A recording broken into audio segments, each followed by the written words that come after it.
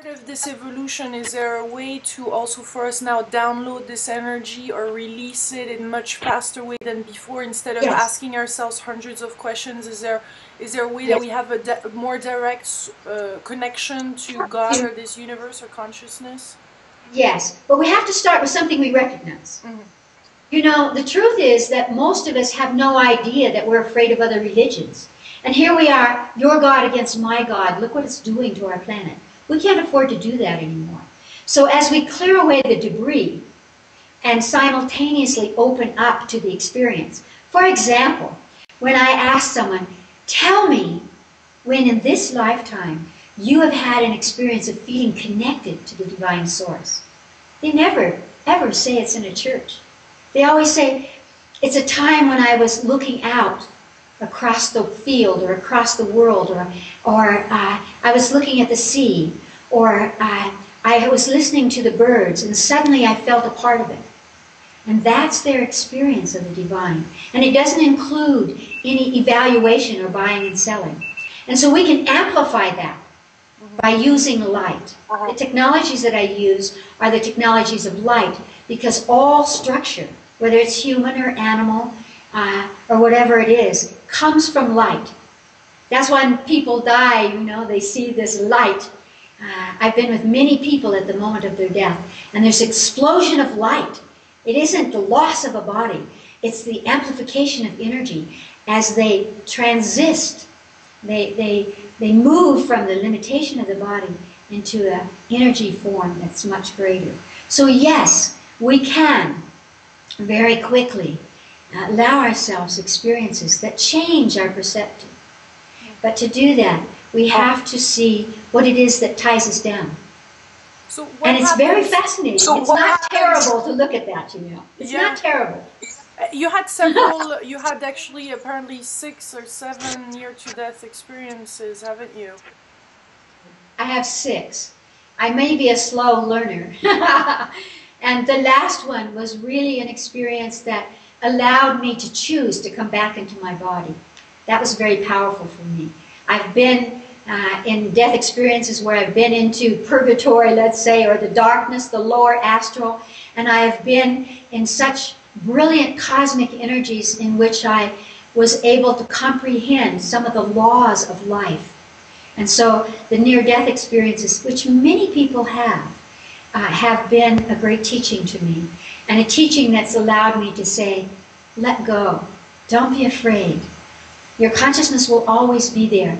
Death is small in comparison to your consciousness. And through that consciousness, whether you're in the body or you're sleeping or you're dying, you always, always have with you your divine higher self, which is your link to your soul's essence.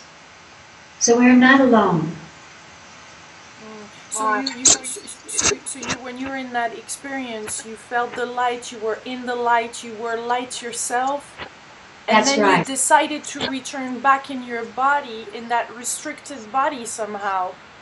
Yes, but you know, we have to say right now that we only see it as restricted. We never realize that we don't have just 5 senses or 6 senses. We have 70 senses. So we can have a sense of the divine, for example. And that's what I mean when I ask people, tell me an experience you've had when you really felt that you were part of the divine.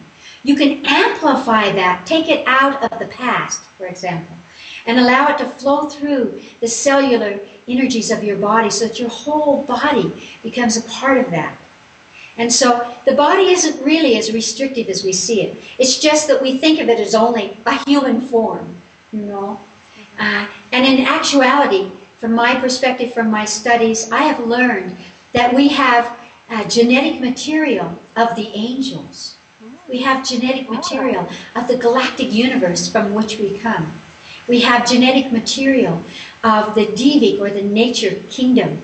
And so once we become aware of all that potential, that structure, those matrix, imagine actually feeling the energy, the angelic energy inside you.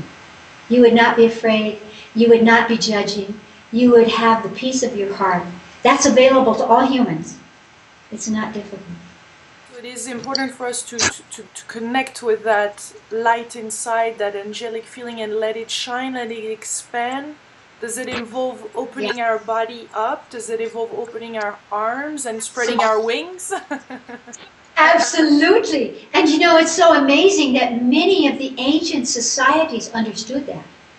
4,000 years ago, in the Vedas of the East, they understood that. And so we've come full circle in our hologram that allows us now to access that angelic DNA and feel what that's like inside us and bring it into our daily life while we're making money, while we're making love, while we're making children, all the things that we're manifesting. We can do it from that perspective.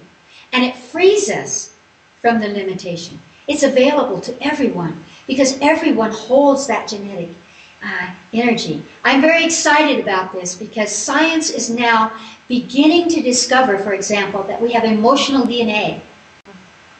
They're beginning to feel the shadows of it on their machines, something that we have known forever, that we inherit from our great-grandparents or our brothers, emotional qualities. And when we become aware of that, it sets us free. And that's what the evolution of God is about. It's about setting humanity free from that which does not serve us or allow us to spread our wings, as you say. You mentioned in another interview galactic human beings. Can you tell us more what you mean by that, what it is for you and what it felt like when you encountered those beings? Oh, I love that you asked that question.